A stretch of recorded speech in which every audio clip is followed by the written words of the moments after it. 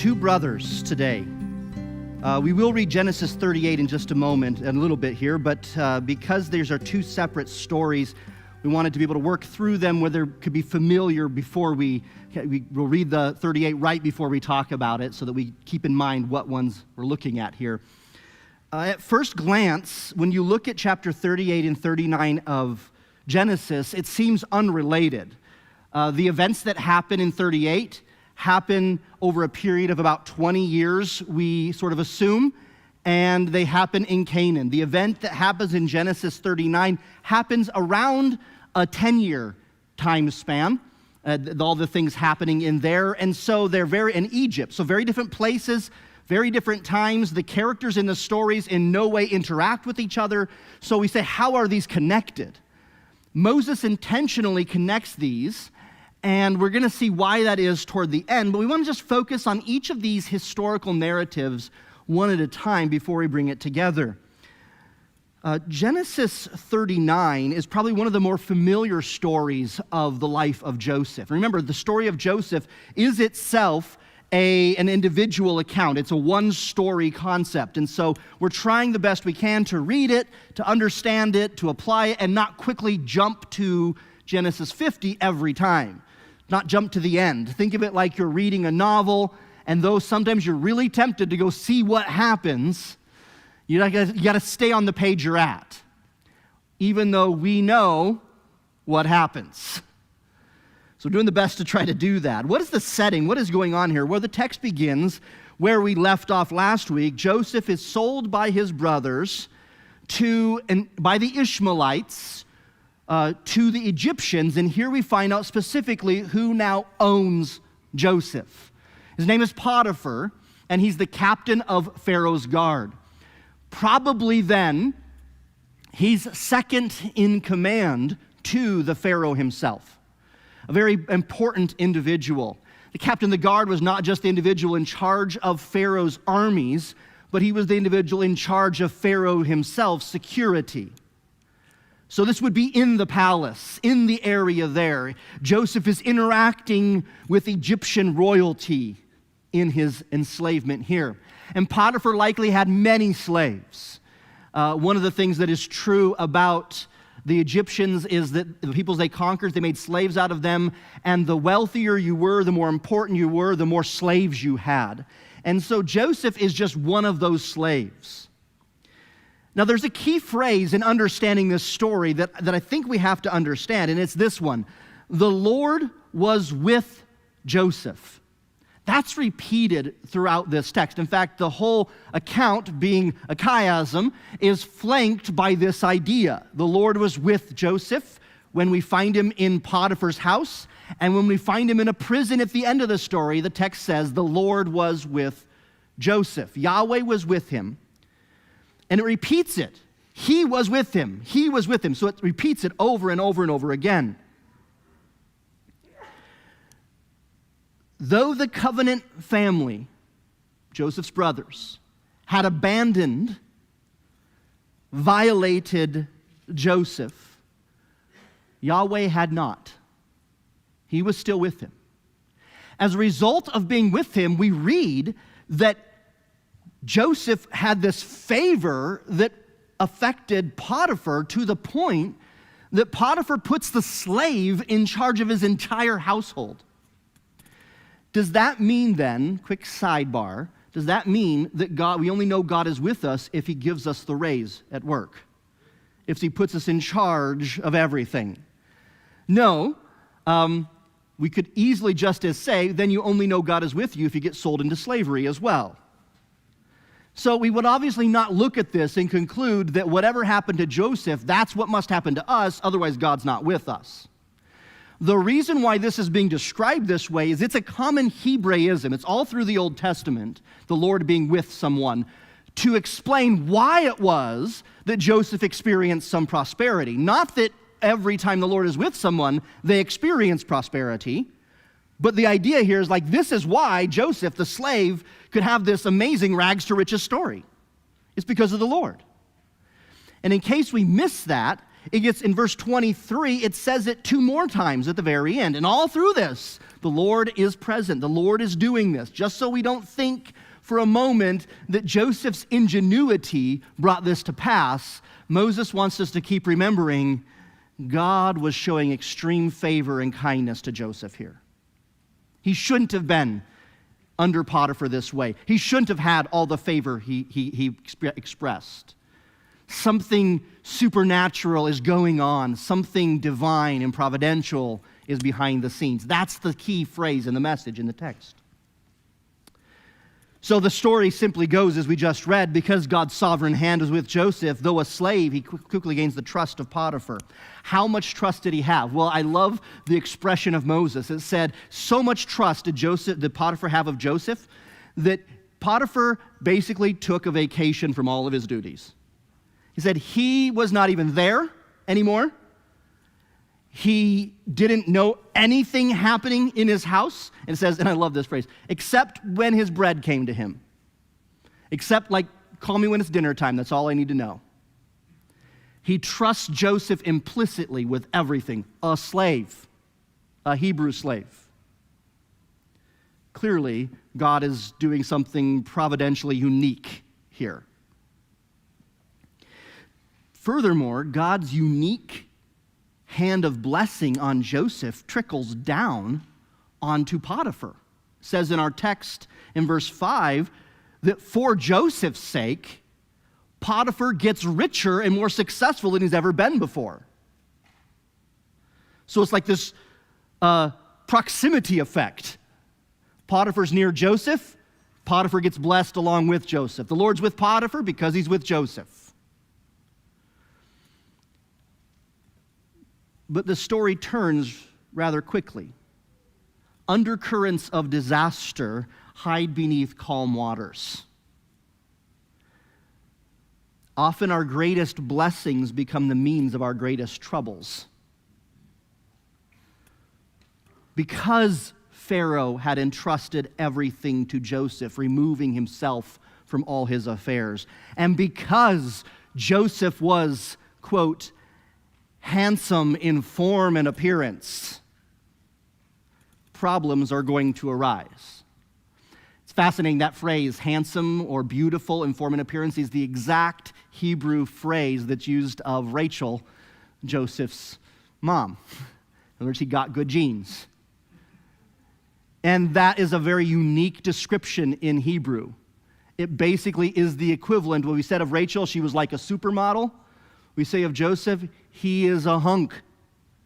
And he's probably at this time, we would assume 10 years passes, most of it's probably about halfway through this, in this account, so he's in his mid-20s, he's in his prime, he's hot, he's like the guy.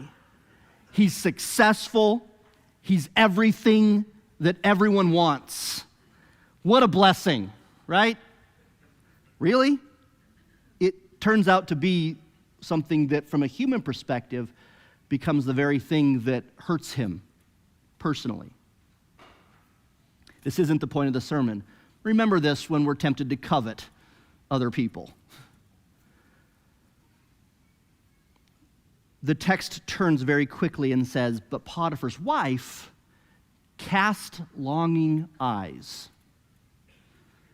She basically says, I want what everybody else wants, but guess what? Since he's a slave, I can get whatever I want. And Joseph is successful, but he's quickly reminded that he is still a slave. He doesn't have rights or recourse. And so Potiphar's wife, which I wish we had a name, so I wouldn't have to say Potiphar's wife every time I talk about her, or Mrs. Potiphar or something like that. But Potiphar's wife, she casts longing eyes toward Joseph, and so she comes to him and very directly says, lie with me, have sex with me. Any slave would be privileged to have the approval of Mrs. Potiphar. And I got to tell you, Joseph's story here, from a purely practical perspective, is a bit of a breath of fresh air in Genesis, right? Because the most shocking part of this story, from what we've read through Genesis so far, is that Joseph doesn't. because we have not read that sort of resolve yet in the book of Genesis. He refuses. Why did Joseph refuse to sleep with Potiphar's wife? Why did he refuse to commit adultery? I love how the text tells us why. But first of all, why did he not? Well, it's not because he was afraid of getting caught. In fact, he says, I know we won't get caught. I know that whatever happens in this house, Potiphar doesn't know. So his reason is not like, no, we can't. What if Potiphar finds out? It's not at all what he even says. It's not because he was afraid of getting caught. It's not because he was afraid of the consequences. Not because he was timid or shy. He had great preeminence there. It was simply for two reasons as described in the text of Scripture. In verse 8 and 9. He refuses because, like the book of Proverbs describes of a wise man, he possessed godly integrity. He says, I can't do this because I won't get caught. Because Potiphar has placed everything under my hands and he doesn't know what's happening. That's why I can't. What a completely opposite way of the way we usually resist temptation. We usually resist it. And it's not that it's wrong to resist temptation this way. Don't misunderstand me. Sometimes it's very helpful to say, well, this could happen, and this could happen, and this could happen. But we just should note here, that's not what Joseph's thinking about. He says, because of integrity, I can't. I can't do this to Potiphar. And then he even says, and you are his wife. I can't do this to you. He has integrity. He will honor Potiphar. He will honor Mrs. Potiphar. But the ultimate reason is found in the end of verse 9 when he says, and how can I do this great wickedness and sin against God? A fear of God above all. He expresses godly integrity, and then he fears God. Joseph ultimately desires to honor God. And by the way, side note, Joseph functions as a moral witness amongst the depravity we've read about in Genesis. You know that old sort of joke people have about like 50 years ago, doctors treating patients and smoking cigarettes while they're treating patients. They're like, but we didn't know. We didn't know it was so bad. We didn't know we were giving everybody cancer. And sometimes we can say that, well, they didn't know any better at this time, or they didn't know any better, or they're just doing the best they can. But when you have the presence of somebody who knows better, it kind of stands as a moral witness against everybody else saying, well, we really didn't know what we were doing. That's going to come in handy, by the way, when we look at the previous chapter. Stands as a moral witness here that absolutely an individual could say no because he fears God. But she stalks him. Day by day, it says in the text. He consistently refuses, holding to integrity and the fear of God. Remember I said the Joseph story has a lot of ironies. Oh, the irony of the coat. Joseph keeps getting caught by the coat, right? It was the coat of many colors that got him hated by his brothers and thrown in the pit. And this time, he's in there doing Potiphar's business alone. And she's like, I'm tired of this slave thinking he can resist me. And so it says she grabs him by the coat. And she says, lie with me. This time Joseph knows reason will not work. And so it says he flees, he runs out, leaving his coat behind. Now, we read this, understand that coat is the word tunic or overcoat. He didn't leave without clothes on. He wasn't like he ran and left everything. It was just his outer coat. And the whole point of this, I think, is Moses as a storyteller is using the irony and the literary device of the coat again. And so he runs out. And we don't know why. We don't know all the reasons here, but she is tired of the pursuing. I don't know if she's shamed. I don't know if she's embarrassed. I don't know what the situation is, but she determines at this point that he's going to pay for his insolence. And so she screams and she cries out, and the men come in the guards, the other slaves that are guards come in, and she has the coat as evidence. And she says, he tried to rape me. And when I grabbed him to say no, he got scared and ran away and left the coat. Notice that also, if you read the text, when you read it earlier, she does a really clever thing. She says to her servants, Potiphar's really the one who did this to us. He brought this Hebrew, this Haberu, means raider or pirate, in that day before the name came to change its use. He brought him in here to mock us. Well, when she uses that, when she says that to them, and then she uses that to Potiphar himself, like, what's he going to do? Like, it's really your fault. And his anger is aroused, and Joseph is cast into the king's prison. Now, that's going to be important later on in the story. Just remember the king's prison. What was the king's prison? It was the place where all people went whom the king, Pharaoh, determined whether they'd live or die. So there was no trial for Joseph. He's still a slave. He's successful, he's powerful, but he's quickly reminded he's still a nobody. He has no legal recourse. He's there. In the twist, because I think of the chiastic structure, Moses wants us to understand that this isn't the end. And it's funny how it completely mirrors what we just read. Now he's in prison. What happens in prison? Well, God is with him. And so what happens as a slave? He becomes the slave over the slaves. Basically, the inmate is now running the asylum. That's what's happening now. And Joseph's running the place. And it says the same thing. The keeper of the prison keeper, he didn't know what was happening in the prison because Joseph would take care of it. And that's where the story ends, with God reminding us, once again, Potiphar, who exalted him, abandons Joseph. But God didn't. God didn't. Well, that's where our story ends. Let's look at chapter 38 of Genesis, because I want to read this, and then we're going to talk about this story and see how these connect. Genesis 38. I'll read it, we'll walk through it very briefly, and then apply it. It came to pass at that time, what time? This is the time after Joseph has been sold by his brothers, so it's kind of goes backwards in time now. That Judah departed from his brothers and visited a certain Adulamite whose name was Hira.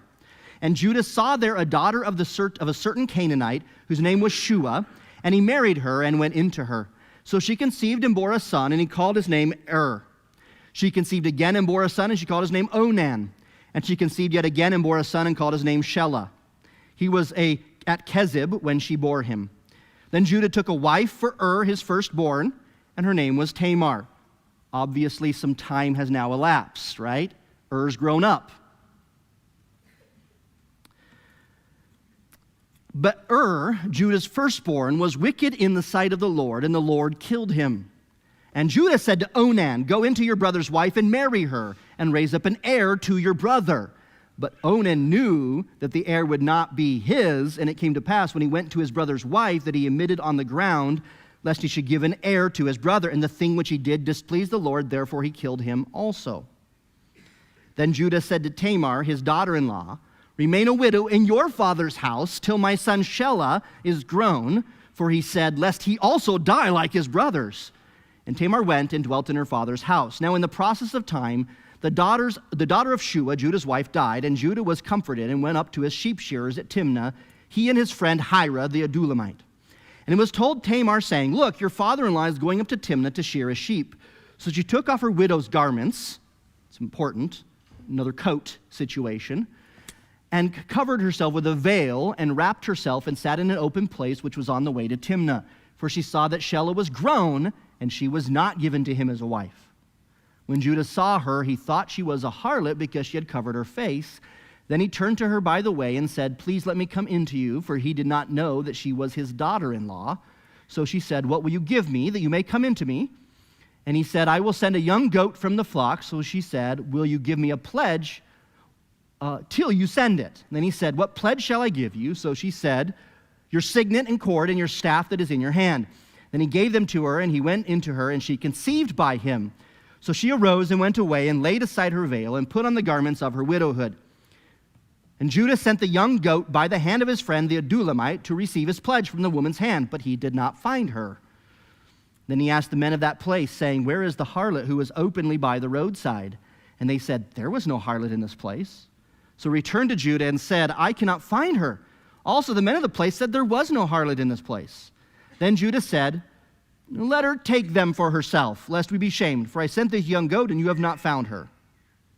And it came to pass about 3 months later that Judah was told, saying, "Tamar, your daughter-in-law, has played the harlot. Furthermore, she is with child by harlotry." So Judah said, "Bring her out and let her be burned." When she was brought out, she sent to her father-in-law, saying, "By the man to whom these belong, I am with child." And she said, "Please determine whose these are, the signet, the cord, and staff."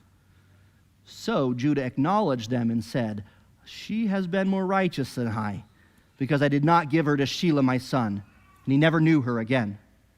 Now it came to pass at the time for giving birth that, behold, twins were in her womb. And so it was, when she was giving birth, that one put out his hand, and the midwife took a scarlet thread and bound it on his hand, saying, "This one came out first," or the firstborn. Then it happened, as he drew back his hand, that his brother came out unexpectedly. And she said, "How did you break through? This breach be upon you." Therefore his name was called Perez, or breakthrough. Afterward his brother came out, who had the scarlet thread on his hand, and his name was called Zerah. Weird story. One of the weirdest parts about it is, why is it here? Like, it's right in the middle of like, it literally cuts the Joseph story. That's why we read 39 first, to continuation. Like, chapter 37, verse 36 says, "Now Joseph's in Egypt." Chapter 39 says, "Now Joseph's in Egypt." And we have this story of Judah just sort of like thrown in the middle, and it's disturbing. What's the point? Once again, I think if Moses, the scribe, were merely interested in telling us the heroism of the nation of Israel, this one might have been put on the cutting block. But it's not. Now, coincidentally, it covers about 20 years of history, probably. I'm guessing at that. It's enough time for Judah, who's probably in his mid-20s when this starts, to get married, have 3 sons, at least 2 of those sons to grow up old enough to marry someone else. So I'm figuring around 20 years seems reasonable. And fascinating, the entire story of Joseph from his captivity to when he stands before his brothers and reveals himself is 22 years. So the time frame we're looking at in this story of Judah is the entire time frame, essentially, of the rest of the story of Joseph. So I guess you could say one of the purposes is, so we know what's going on with Joseph, but what's happening back home? Meanwhile, back in Canaan. And it's not very pretty what's happening back in Canaan. First of all, notice this is the first example or instance of one of the covenant peoples, someone that is in the promised line, intermarrying with the Canaanites, which was forbidden. It's why Abraham sent his servant to find a son for Isaac, right? Why Rachel sent Jacob away. But you see the opposite, Judah leaves his parents to go down to find a Canaanite. So that's the first sort of noticeable thing here. The second sort of noticeable thing, I think, is that like Joseph, he's separated from his family. At this time, he leaves his brothers too. 2 brothers. One leaves unwillingly, one leaves willingly. 2 brothers are going to encounter sexual situation.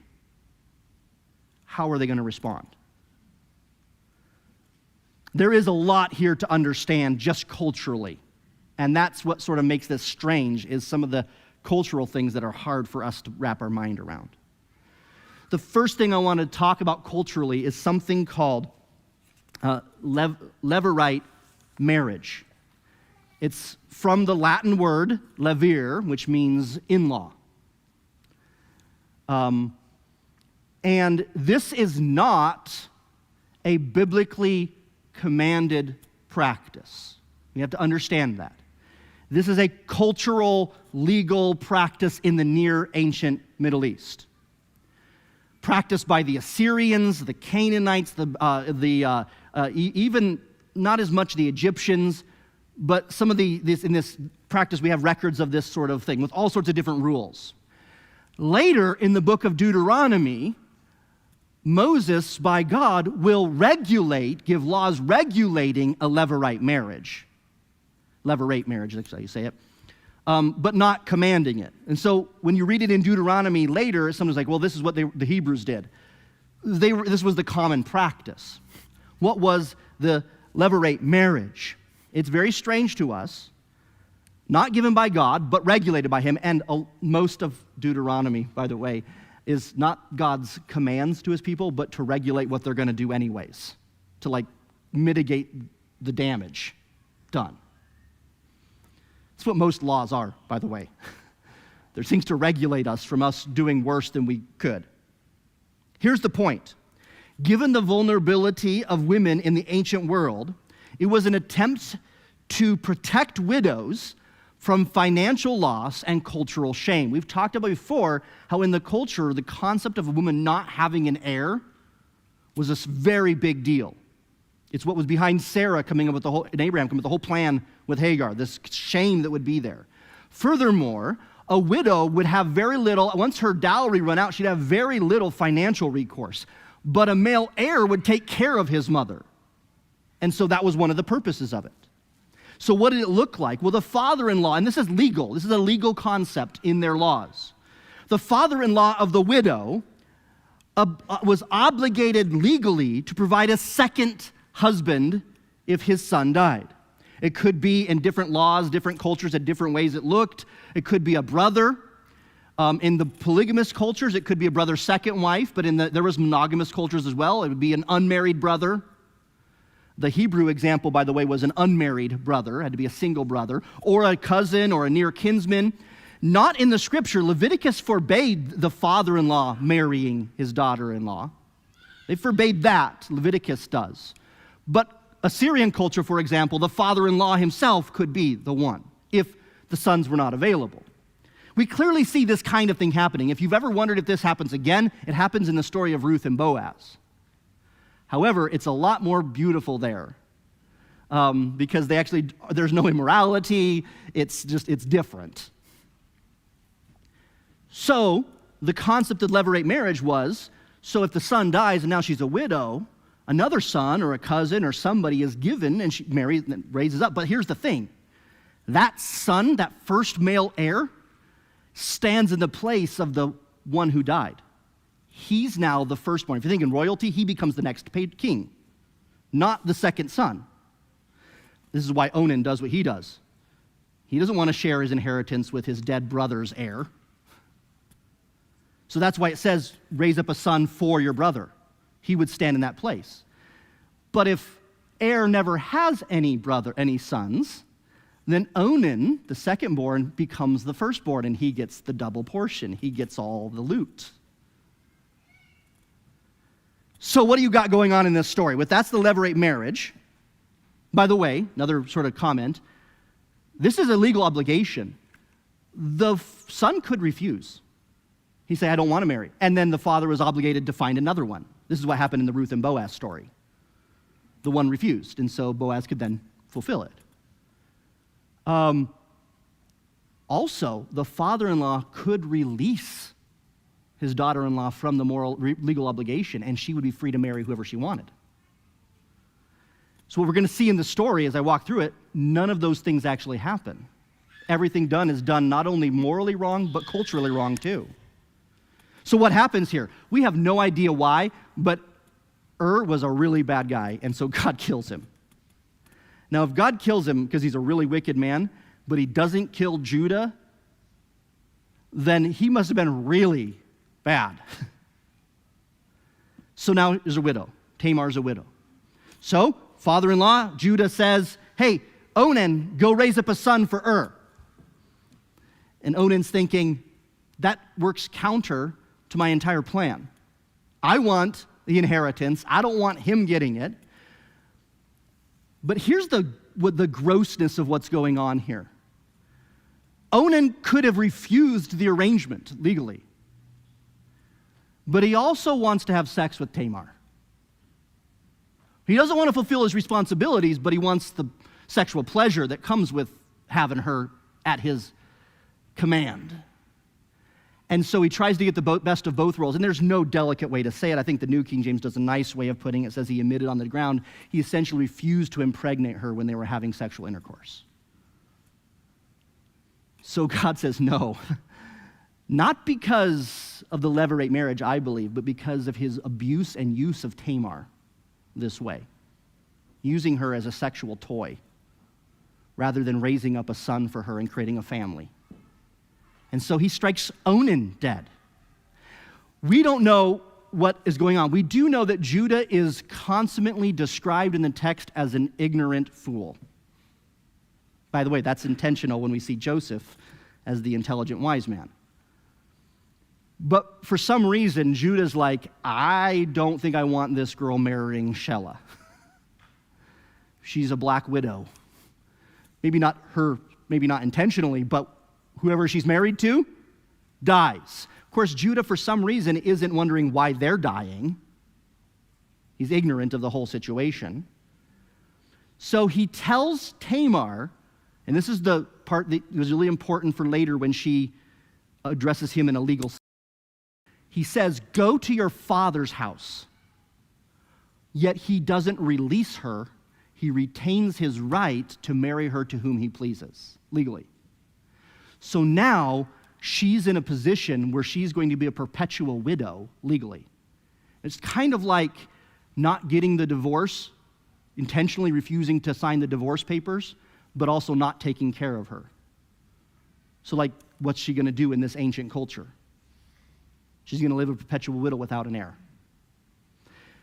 It doesn't seem like she knows that's Judah's intent, and we can't know for sure that's Judah's intent, except that he says two things that happen. One, he says, till my Shelah is gone, for he said, and this is for he said to himself, lest he also die.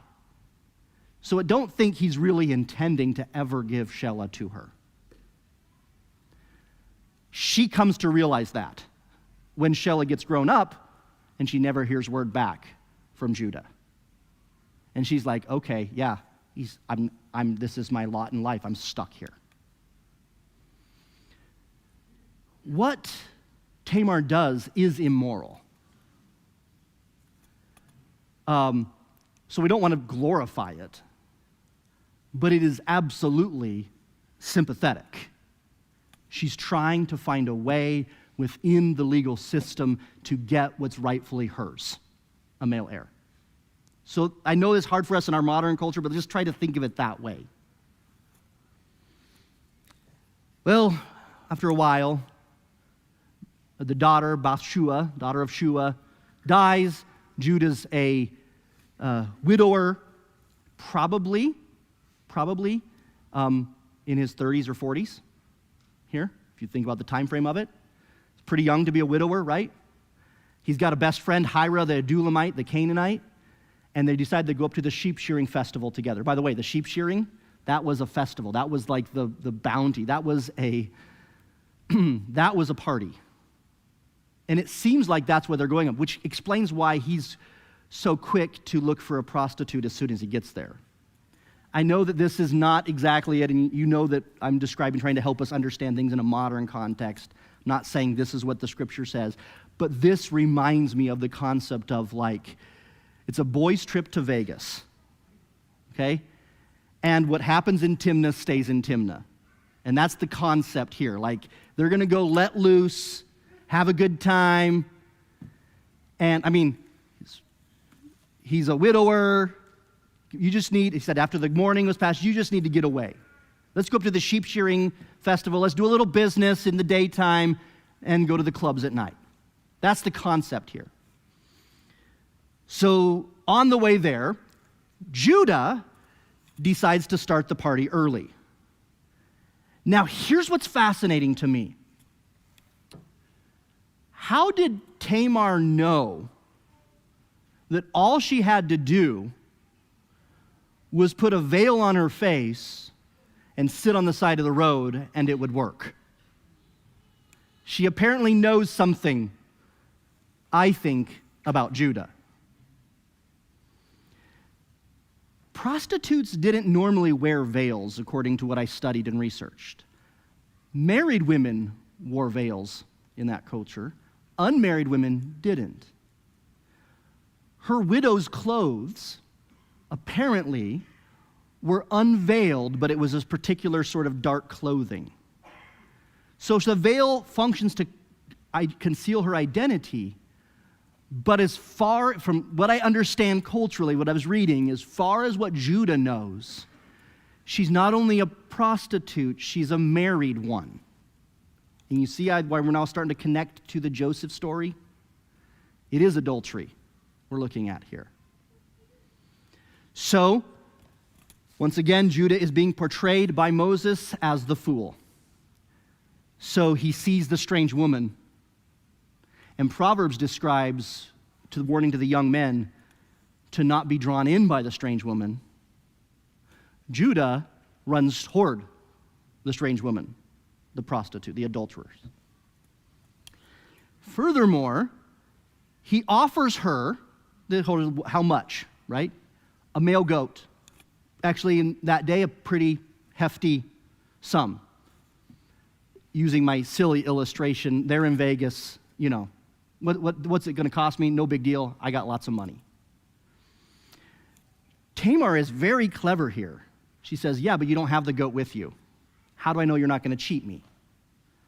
What pledge will you give me, or what sort of down payment?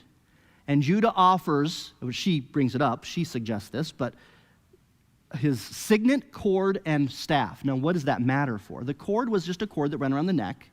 The signet hung on that cord, and it was his official seal. It's how he signed all of his documentation as a businessman, okay? Probably had something with a lion on it, because he became known as the lion of the tribe. The staff, you know how staffs are important in the Bible? Moses' staff, Aaron's staff, all those sort of things. I didn't know this. Often there was some sort of signature or something engraved on the top to identify that person's authority. Do you get what Judah's doing here? He's giving her his ID, his driver's license, and social security number. Like he's like giving her this pledge, which is why when he finds out that she can't be found later, he's like, let's just leave it there and forget this ever happened. Which is, I say, she's clever here because that's exactly what she uses. So what happens in the course of time is he impregnates her, have a good time at the festival, he goes home, he's like, send the goat up so you can get my stuff back. He sends Hira to do it, by the way. He doesn't go up himself. Hira seems to be this wingman constantly throughout this whole thing. He goes up, he's like, they're like, we don't have prostitution in our town, which probably isn't true. But they said, there's no such prostitute here. He's looking around, he comes back, he's like, I can't find her. And Judah's like, okay, let's just move on. Lest we be shamed, he says. Let's just move on.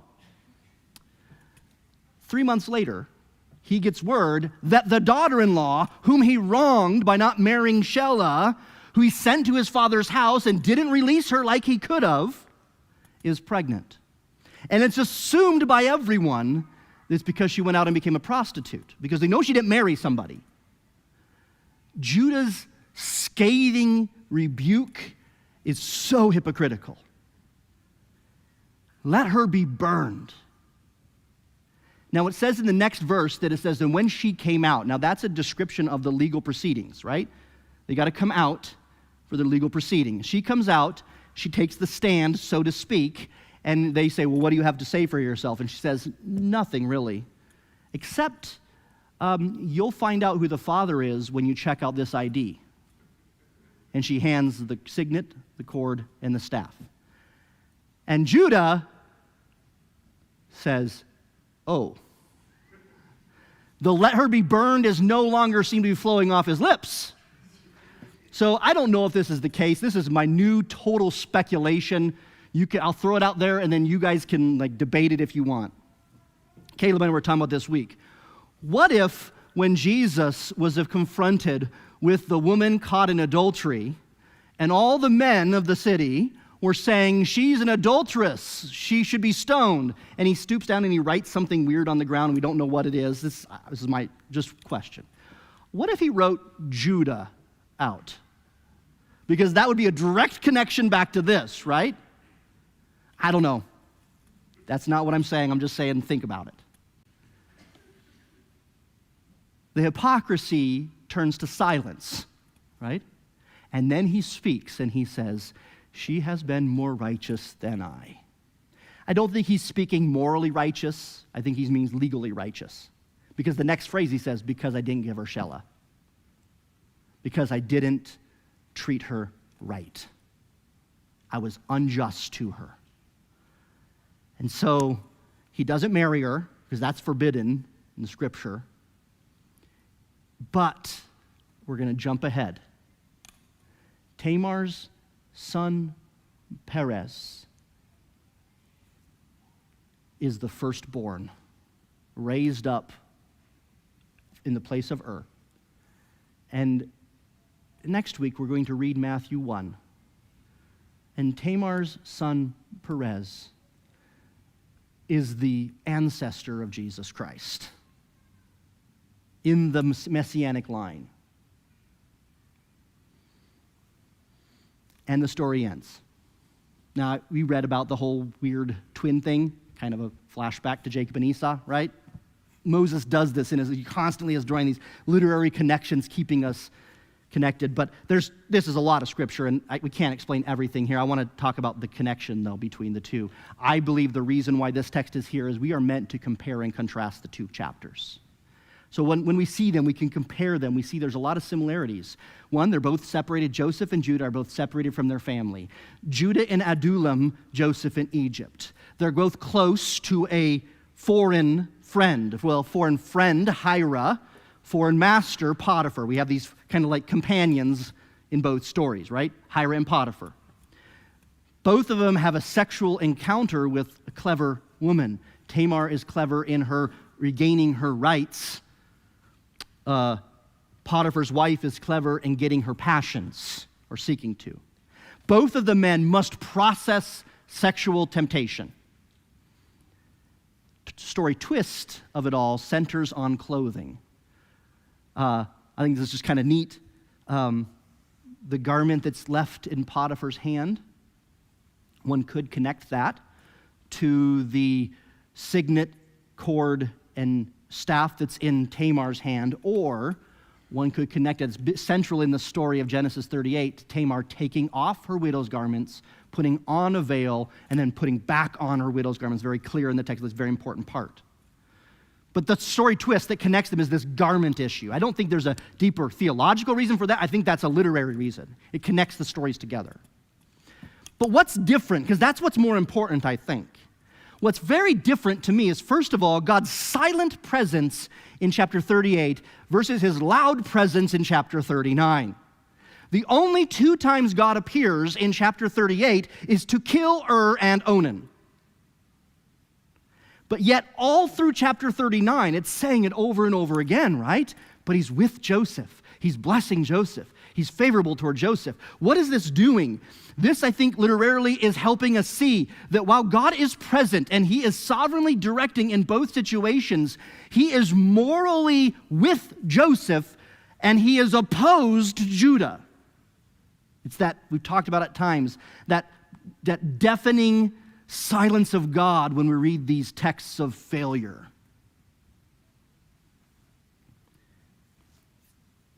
Judah is constantly portrayed in chapter 38 as consummately ignorant and foolish. Why did he give her his ID? Why did he assume she's the problem when his boys are wicked and he doesn't even know it? I mean, if your children are being killed for their wickedness, you would at least know something's going off. Why does he just assume that this prostitute, this he's going to sleep with him? And why does he just assume that everything's going to be fine when his ID goes missing? Consummately described as ignorant and foolish. On the other hand, isn't Joseph consummately described as hitting way above his pay grade? Wise, intelligent, thoughtful, careful. This goes back to the illustration that we talked about. One of the purposes of the Joseph Chronicle is kind of a human picture of the wise son in Proverbs. And Judah is the foil to that. He's the foolish son in Proverbs. One of the key components here, though, is the lack of integrity that Judah shows, right? He treats his sons wrongly. He treats his daughter-in-law wrongly. He doesn't follow even the cultural rules. He takes advantage of them. He has no integrity. Whereas that's a glaring aspect of Joseph's life. His integrity toward Potiphar's wife. Fear of God. And so we see in the contrast then Judah runs toward temptation, whereas Joseph runs away from temptation. In fact, both of them physically and literally running toward and away. And then Judah is hypocritical, and so he is accused, and he's guilty. Joseph is steadfast, he is accused, and he is innocent. And that's the comparison, the connection. Well, we have 5 minutes, and I want to just take that time. There's a lot for you to read, study. I'll be glad to talk to you more about this text. I knew we wouldn't be able to explain everything in it, but I want to talk to you about what we do with such an ancient text of both of these chapters. I want to start with the big picture theology. I already mentioned it. The seed, Perez, is sovereignly produced even through Judah's sinful foolishness. We sang about God's mercy. Remember we asked the question, why is the last story about Joseph instead of Judah if he's the messianic line? Well, there is some about Judah in here. We do see the messianic line. And it's gross. And yet God is merciful. But even bigger picture, the seed is sovereignly protected through Joseph's steadfast righteousness. Because if the time frame works out, if this is about 20 years of time, and the rest of the story is about 20 years of time, then when Judah escapes the famine in Canaan to go live by Joseph's preservation in Egypt, then little Perez goes with him to Egypt and is protected ultimately through Joseph's being cast in the king's prison. We see one or two things God may be doing in our lives on any daily basis. But because of his mercy, he's doing 1,000 things before and after we will never understand. Until we stand with him, perhaps we'll understand. That's what's going on here. The sovereign providence of God, working through the unrighteousness of Judah and the righteousness of Joseph. Now, he does not cause Judah to sin, nor does he force Joseph to obey. And yet he is sovereignly at work in both, producing his eternal divine purpose, and that is to preserve the seed of the Messiah. So ultimately, these stories are working for us. But we do need to think of the moral concept here. So, we often say that you should not primarily read the Old Testament texts as a be like David, be like Moses, be like Joseph sort of application. It's valid, though. Paul tells us the author of Hebrews tells us that these things were written for us, that we would learn from them, specifically the children of Israel. But when the text is so blatantly showing us righteousness in action, when the text is so clearly giving us a picture of what we are taught in Proverbs, this is an important, valid application. This is for Christians. This is not be good and God will love you and accept you. But beloved brothers and sisters in Christ, if we can't say this, we can't say anything. Don't be like Judah. Be like Joseph, right? Flee fornication. Run from it. The text I have up on the screen all speak to this issue. It's not just here, it's everywhere in the scripture. One of my favorite texts in the New Testament is Titus chapter 2. The grace of God teaches us that denying ungodliness and worldly lusts, we should live soberly, righteously, and godly in this present age. No, we don't need to live godly in order to gain God's grace and favor. The grace of God in his favor toward us should teach us to live righteously.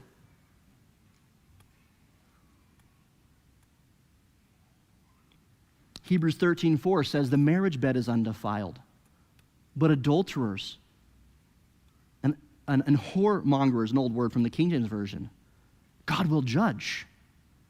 And then we have the consummate Proverbs.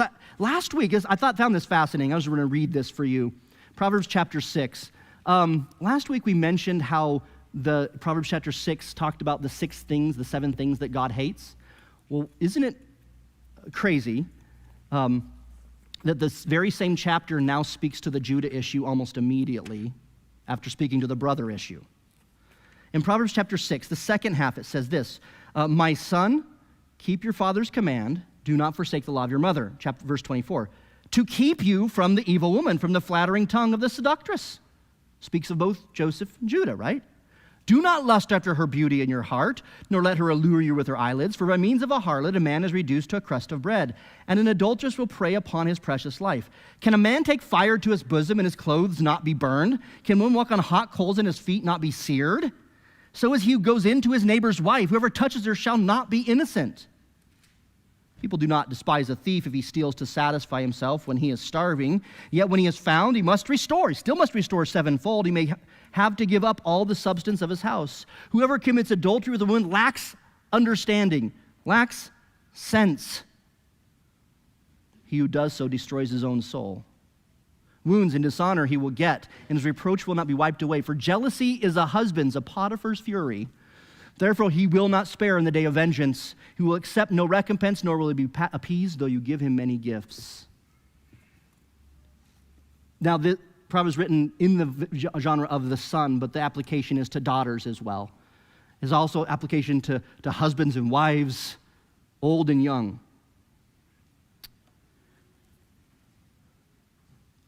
Pornography is today's prostitution.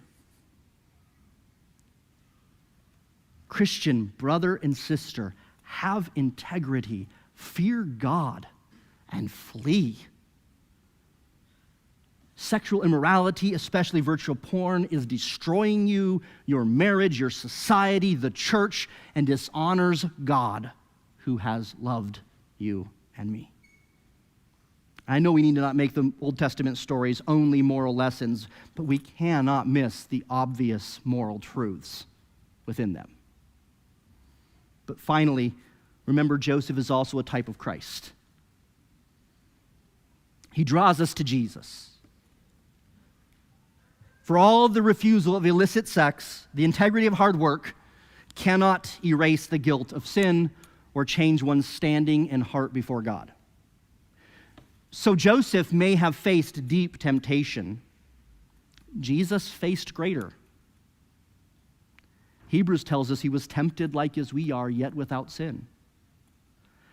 Joseph faced a powerful woman. Jesus faced the prince of darkness. And he refused to bow before him.